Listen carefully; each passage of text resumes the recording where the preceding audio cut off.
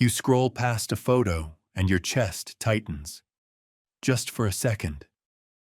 Just a flicker. Someone you barely know is standing on a beach you've never been to, smiling at a life that somehow looks better than yours. You put the phone down. You pick it back up. And somewhere in the back of your mind, a quiet voice asks, "Why can't I have that?"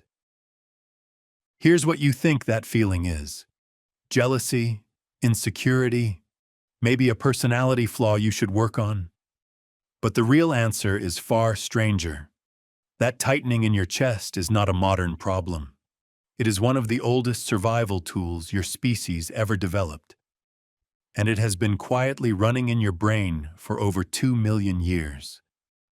You are a social comparison machine. You were built that way on purpose. Long before cities, before money, before Instagram, your ancestors lived in small bands of 30 to 150 people. That number is not random. British anthropologist Robin Dunbar spent years studying the relationship between primate brain size and social group size, and he discovered something remarkable.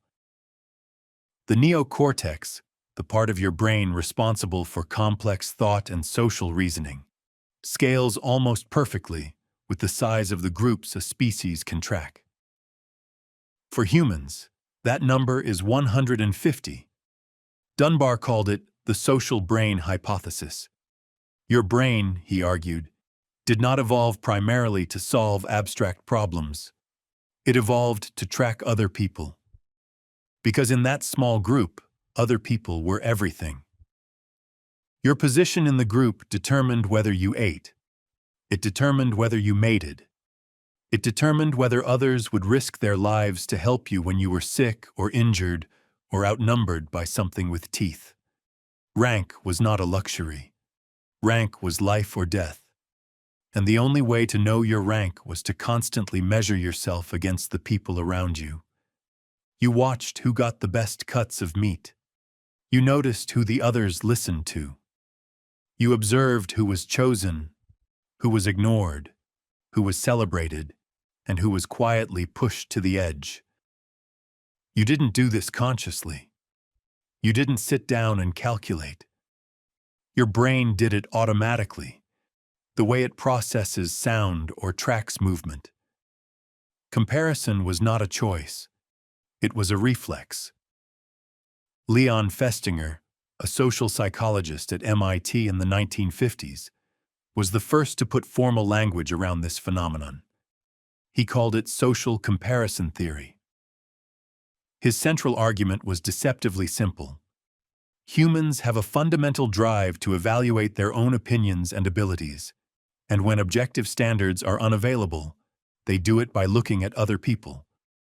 Festinger was studying college students, but the process he identified is millions of years older than any campus. The comparison your brain runs is not random either. It is remarkably strategic. Festinger noticed that people do not compare themselves to everyone. They compare themselves to people they perceive as similar. Someone competing for a promotion does not spend their evenings consumed by the fact that a billionaire has more money. They spend it thinking about the colleague in the next office who just got a raise. The comparison has to feel fair to sting, and it has to feel possible to motivate. Your brain is looking for a specific kind of data, the performance of people at your level, in your lane, in your group. In evolutionary terms, this makes perfect sense. Knowing that a lion is faster than you does not change your behavior inside the tribe. But knowing that the hunter 2 fires down is bringing back more game than you, that information is immediately, urgently useful. That information tells you something is wrong. That information tells you to move. Researchers call the 2 main forms of comparison upward and downward. Upward comparison is when you look at someone doing better than you. It can motivate. It can also quietly devastate. Downward comparison is when you look at someone doing worse. It tends to make you feel temporarily better, more secure in your position. Your brain cycles through both constantly, like a navigator checking coordinates. Where am I relative to where I need to be? Where am I relative to where I could fall? And here is the part that explains so much about your life today. Your brain cannot tell the difference between a group of 150 people and a group of 8 billion. When Festinger's theory was published, the average person's social comparison field, the group they actually knew, saw, and could meaningfully compare themselves to, was exactly what evolution had calibrated it for. A few hundred people at most. The neighbor with the nicer horse, the cousin who married better, the farmer down the road with more land. Painful, yes, but manageable, bounded, survivable. Now that field is infinite. The feed you scroll through is not your tribe. It is a globally curated highlight reel of the top-performing moments from millions of people, algorithmically selected for maximum emotional impact. Your brain receives it the same way it received news from the neighboring campfire. It processes those strangers as social peers. It runs the comparison automatically, and it almost always comes back with the same result. You are behind. Not because you are, but because the data set is rigged. Sonja Lyubomirsky, a psychologist at the University of California, Riverside, has spent decades studying what makes people happy and what makes happiness so hard to sustain. One of her most consistent findings is that social comparison is one of the single greatest predictors of unhappiness. Not comparison itself, the drive to compare is neutral, even useful.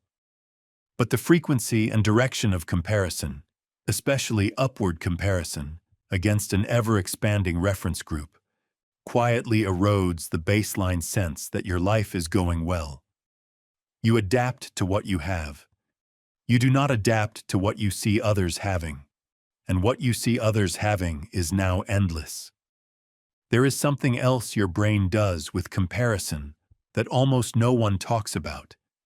It uses it to build your identity.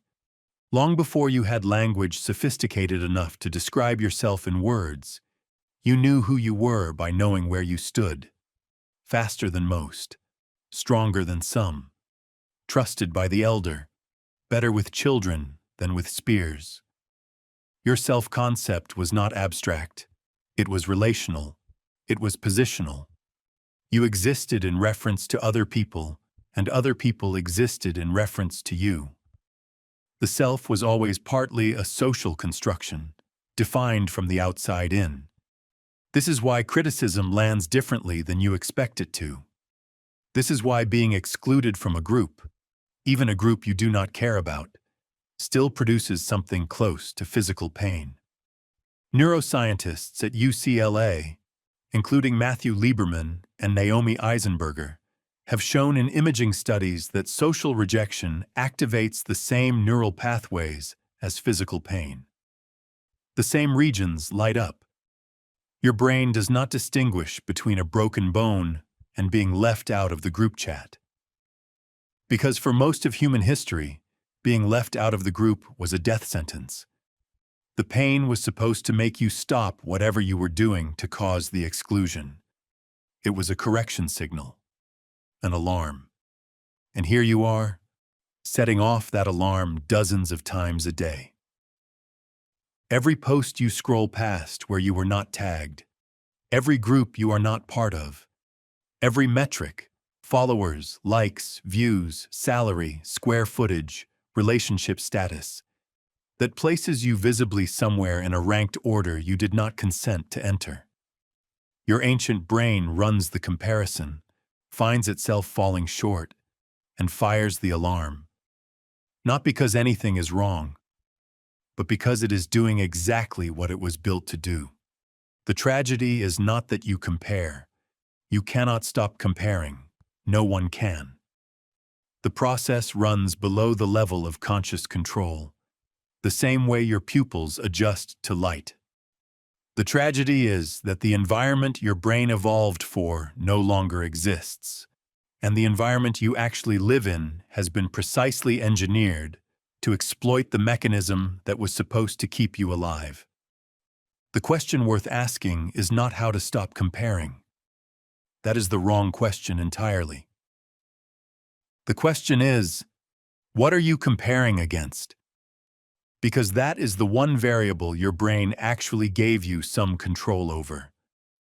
Festinger's original work showed that the comparison group is not fixed. It is chosen, sometimes consciously, more often by default. The tribe your brain defaults to is whatever group is most visible, most present, most emotionally charged in your environment. For most of human history, that group was your actual neighbors. Now, by default, it is whoever your phone puts in front of you. You can change the reference group. You can curate the campfire. This is not toxic positivity. This is evolutionary literacy. Your ancestors did not have a choice about who they saw every day. You do. And the people you consistently measure yourself against will quietly, relentlessly shape the story your brain tells you about how your life is going. Somewhere right now, a version of you 2 million years in the past is crouched near a fire, watching the hunter across the clearing, counting kills, doing the math. The biology has not changed. The math your brain is running is identical. The only difference is the size of the clearing. And tonight, when you pick up your phone and your chest tightens at a stranger's highlight reel, that is not weakness.